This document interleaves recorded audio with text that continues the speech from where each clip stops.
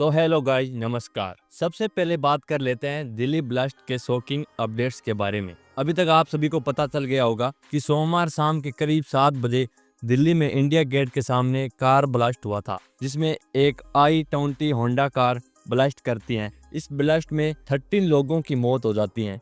ये ऑफिशियल आंकड़ा है। अभी तक के रिपोर्ट के अनुसार ये एक सुसाइड बॉम्बर था। जो इस कार के अंदर था वो फरीदाबाद का एक डॉक्टर था जिसका नाम मोहम्मद उमर था, जो पुलवामा का रहने वाला था और इसने वहां 3 घंटे पहले कार पार्क की थी। दोस्तों, इस केस से जुड़ी मोस्ट शॉकिंग अपडेट्स ये हैं कि इस केस को NIA को सौंप दिया गया है।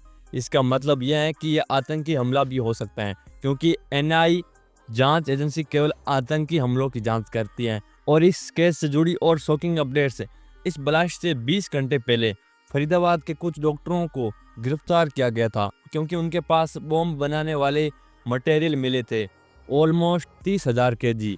रिपोर्ट के अनुसार जो ये मोहम्मद उमर सुसाइड बॉम्बर था, इसका इन डॉक्टरों के साथ लिंक था जिसके पास ये बॉम्ब बनाने वाले मटेरियल मिले थे। और दोस्तों, रिपोर्ट के अनुसार यह भी खुलासा हुआ है कि जब फरीदाबाद के डॉक्टरों को अरेस्ट किया गया तो ये जो बम ब्लास्ट का प्राइम सस्पेक्ट मोहम्मद उमर था वो पैनिक हो जाता है और वो जल्दी फरीदाबाद से दिल्ली आकर ये ब्लास्ट करा देता है। और दोस्तों, इस केस से जुड़ी कुछ और भी खुलासे हो रहे हैं। जिन डॉक्टरों को अरेस्ट किया गया था उनका कनेक्शन पाकिस्तान के टेररिस्ट ग्रुप जैश-ए-मोहम्मद से जुड़ा हुआ है। और इस केस के संबंध में जम्मू कश्मीर पुलिस के एक सूत्र ने बताया कि शाहीन सईद नाम की एक महिला डॉक्टर को, जिसकी उम्र 40 साल बताई जा रही है, उसे मंगलवार को जम्मू कश्मीर से गिरफ्तार किया गया है। इस मामले में ये 8वीं गिरफ्तारी है। और इस ब्लास्ट पर PM मोदी भी रिएक्ट करते हुए कहते हैं कि जो लोग भी इस ब्लास्ट के पीछे हैं उन सभी को सजा जरूर मिलेगी। तो दोस्तों, आप इस ब्लास्ट के बारे में क्या कहना चाहते हो वो आप कमेंट बता सकते हो। और मेरी तरफ से जो लोग भी इस ब्लास्ट में शहीद हुए हैं उन लोगों के आत्मा को शांति मिले, यही मैं भगवान से दुआ करता हूँ। तो अब चलते हैं अगली खबर पर,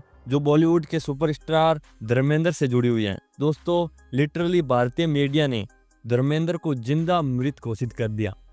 बड़ी खबर इस वक्त की आपको बता रहे हैं, अभिनेता धर्मेंद्र अब नहीं रहे।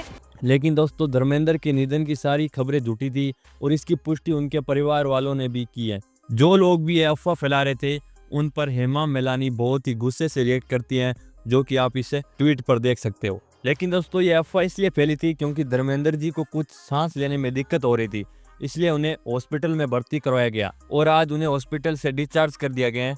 लेकिन अब ये सवाल ये उठता है कि भारतीय मीडिया इतना नीचे क्यों गिर चुका है, आप कमेंट बता सकते हो। तो अब चलते हैं अगली खबर पर, जो कि है चीन से। गाइस, कल चीन के मेरकांग में स्थित होंगकी पुल, जो कि चीन के मैदानी क्षेत्र सिचुआन और तिब्बत के बीच यातायात को बेहतर बनाने के लिए डिजाइन किया गया था और ये राष्ट्रीय राजमार्ग था और इसकी लंबाई 758 मीटर लंबा पुल था। ये अचानक ये धड़ाम से गिर जाता है। जब ये नीचे गिरता है तो कुछ लोग इसे अपने वीडियो में रिकॉर्ड कर लेते हैं। भाई साहब, क्या ही खतरनाक नजारा दिखाई दे रहा है इस वीडियो में। घटना स्थल के फुटेज में पुल पर मलबा गिरता हुआ दिखाई दे रहा है, जिसका एक हिस्सा टूटकर नीचे नदी में गिर रहा है और गिरने वाली जगह से पुल का एक बड़ा गुब्बारा उठा और मलबा आसमान की घाटी में बिखर गया है। रिपोर्ट के अनुसार इसके नीचे गिरने की वजह पहाड़ पर भूस्खलन और कमजोर संरचना बताई जा रही है। तो अब बात करते हैं अगली खबर के बारे में, जो कि ट्रंप से जुड़ी हुई है।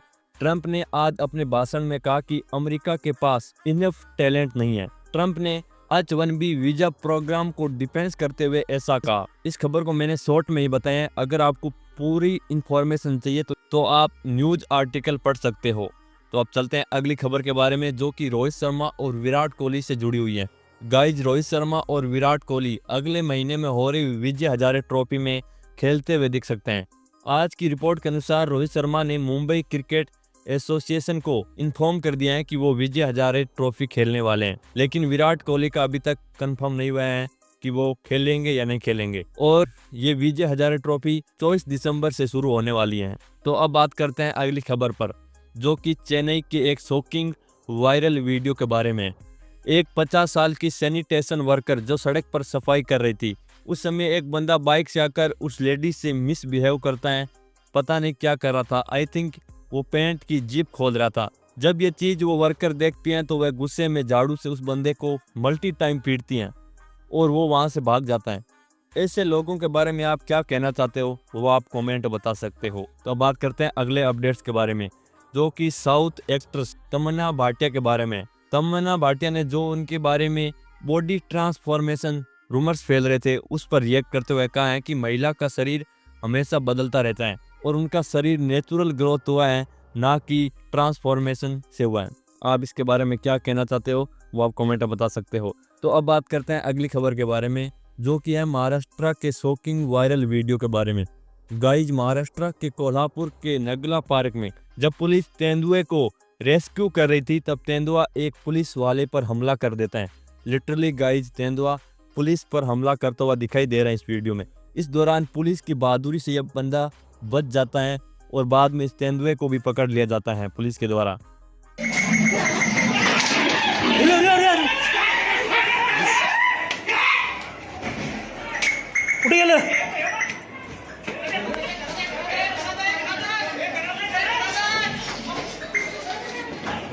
मोबाईल पडलाय रे.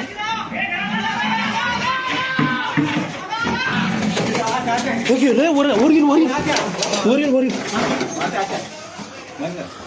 तो अब बात करते हैं अगली खबर के बारे में, जो कि पाकिस्तानी क्रिकेटर नसीम शाह के घर से आ रही है। लिटरली दोस्तों, नसीम शाह के घर पर कुछ अज्ञात बदमाशों ने फायरिंग की है। स्थानीय रिपोर्ट के अनुसार इस फायरिंग में जान का कोई नुकसान नहीं हुआ है। फायरिंग की वजह से घर की खिड़कियां और गाड़ियों को नुकसान तो पहुंचा है, लेकिन जान का कोई नुकसान नहीं हुआ है और पुलिस इसकी जांच कर रही है। भाई साहब, पाकिस्तान के प्लेयर सेफ नहीं है और वो कहते हैं कि भारत के प्लेयर पाकिस्तान में क्यों नहीं खेलने आते। आप इसके बारे में कमेंट बता सकते हो। और अब बात करते हैं अगले अपडेट्स के बारे में, जो कि सौरव जोशी की शादी से जुड़ा हुआ है। सौरव जोशी ने आज के व्लॉग में बताया है कि उनकी शादी को पूरे 20 दिन रहे हैं और उन्होंने इस व्लॉग में अपनी शादी की तैयारियों के बारे में भी कहा है। My new blog. तो मम्मी जी, सिर्फ 20 दिन गाइस, सिर्फ 20 दिन और हमारा घर देखो, कोई तैयारियां शुरू नहीं हुई हैं, सिर्फ शॉपिंग वॉपिंग चल रही है थोड़ी बहुत। समझ नहीं आ रहा क्या करें, समझ ही नहीं आ रहा, वास्तव में नहीं आ रहा यार, क्या करोगे। मेन टाइम देखना जब 3-4 दिन रह जाएंगे ना, तब होगा ये करना, ये करना, ये खरीदना है, ये करना है, तब देखना, तब होगा एकदम से जल्दी करना पड़ेगा। तब होएगी। हाँ भाई, घर में मम्मी पापा, अम्मा अबू, चाचा चाची घर में बड़े हो ना, तो बच्चों को टेंशन ही नहीं होती किसी चीज़ की। तो इसके लिए तो मैं बहुत ज़्यादा लकी हूँ, बहुत ज़्यादा, कि भाई सबके सब पूरी फैमिली साथ में है, सब अरेंजमेंट सब कुछ सब इनको करना है, सारी टेंशन मम्मी को होती है।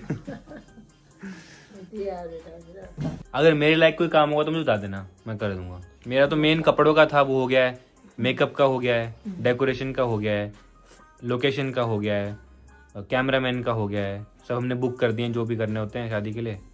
तो गाइज, आज के लिए इतने ही अपडेट्स, मिलते हैं अगले वीडियो में, तब तक के लिए थैंक्स।